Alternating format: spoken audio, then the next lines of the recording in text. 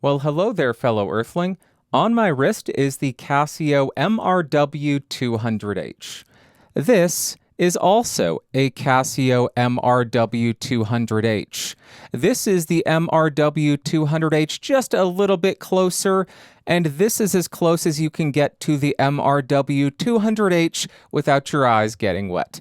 I bought this watch back in March of 2023 for $17.92. This is my wearing experience of this watch. Let's start with the measurements. The case diameter on this thing comes in at 43 millimeters.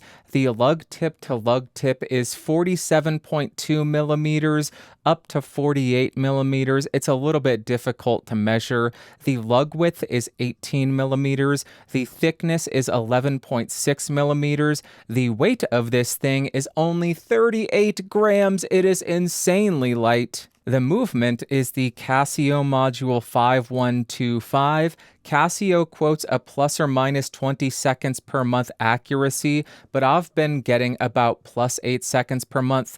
They also quote a 3-year battery life. This has a resin case, a resin strap, a resin bezel with a friction fit and bi-directional bezel. This does not have any clickiness to it.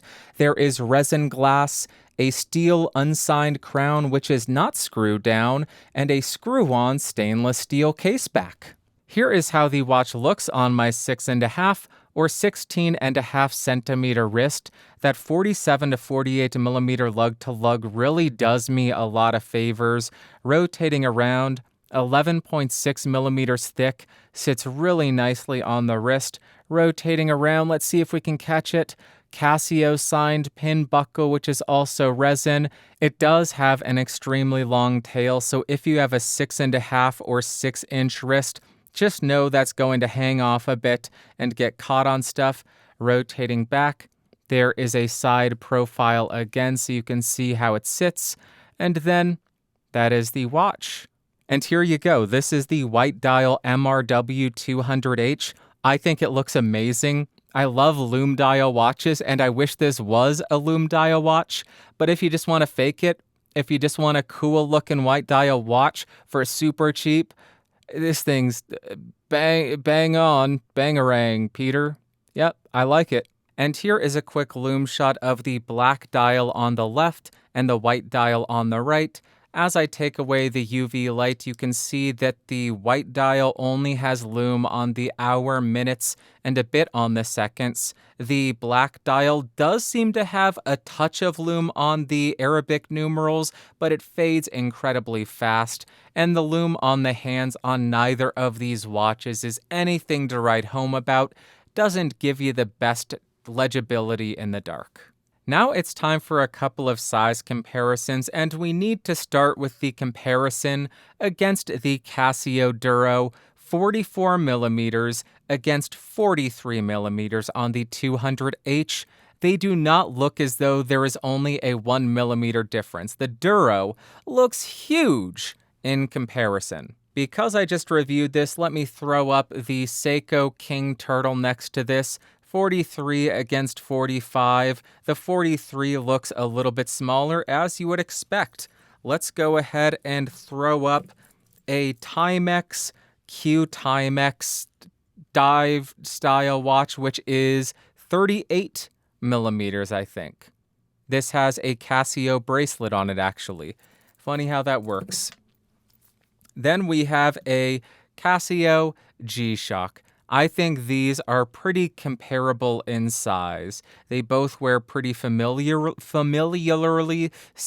Let's go with that. I can say that word.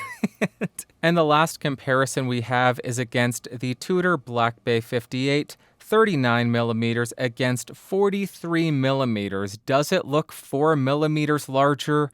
I don't think so.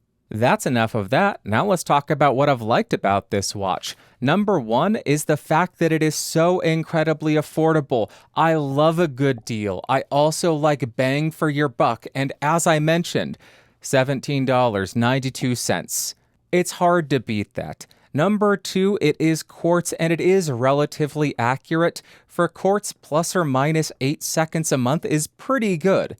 They do quote plus or minus 20, but I get significantly better than that. 8 seconds a month? Nobody's going to complain about that, especially for $17.92. Prices may vary. I know they have varied since then. It also wears incredibly well. I know that I say this way too much, but I have a 6.5-inch wrist. A 43mm watch should not work on my wrist, but it does. It doesn't look too massive. The lug to lug helps so much, and it is so lightweight that it doesn't just come across, it is insanely comfortable. I'm gonna say the meme, you forget that it's on your wrist. Check off your bingo card. I said it. I am also a huge fan of day-date complications. I love that, especially for $17.92. What else? 100 meters of water resistance. I do not have to worry about this thing. What I love more? Of course, more is always better. There's never been any case in history in any situation ever where getting more does not make it better. So I would like more, but 100 meters is going to be more than sufficient for me in every instance in my life. They also have the 24-hour markings, which is very helpful, and the movement is quiet. Let's just move on from that. Unlike some affordable quartz movements and quartz watches that I have used in the past, looking at you Swatch, looking at you Timex, this one is dead silent, and that is a huge plus for me. But then we get to what I didn't like about this watch, and I think the handset is a little bit undersized. I think the hour hand is plenty fat enough, but I want it to extend a little bit farther out. I know they did it to ensure that you're not overlapping and hiding the 24-hour markers, but I think it looks a bit too small. I also wish the minute hand was a little bit thicker and did extend farther out to make it a little bit easier to read the time. For somebody like me with a 6.5 or smaller wrist, the tail on the strap is quite long, and I found it getting caught on stuff a lot. So unless I decide to just cut the end of the strap off, it's going to end up being a bit of an annoyance, but you get used to it, and it's not a huge deal breaker. It's just something that it was a little bit of a bother. Now I'm going to complain about something that I know I will get reamed for in the comments because I did only pay $17.92. You don't understand what it takes to make an affordable watch. You need to be grateful for what you have. The lume on this watch is very stinky.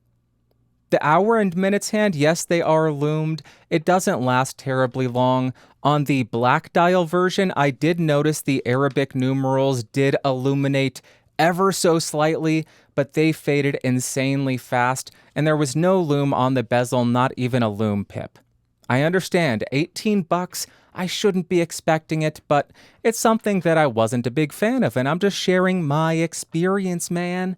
The last thing that I didn't like about this watch is the bezel. I think the bezel action is fine. I don't care that it doesn't have any ratcheting action. I don't care that it's friction fit or bi-directional, but it is a little bit difficult to grip because there's not much to grip onto. It is just smooth plastic. There are just a few outcroppings at 12, 3, 6, and 9, and you have to make sure you're gripping right there to get any kind of action or any kind of grip. That's why you're gripping it there, to twist it. Just a little bit of an annoyance. Now, before you get your torches and pitchforks out and start hunting for me in the town square to string me up, let me share my final thoughts. Yes, there are a number of things that I don't like about this watch, but it's important to remember I only paid $17.92, and for that price, I can, should, and do overlook every single shortcoming that this watch has, because what it does offer for that price is absolutely insane. I honestly think this is the best value that I have ever come across in watches because you're getting an accurate and quiet movement, you're getting a day and a date complication, you are getting a bi-directional timing bezel, and you are getting 100 meters of water resistance. For $18.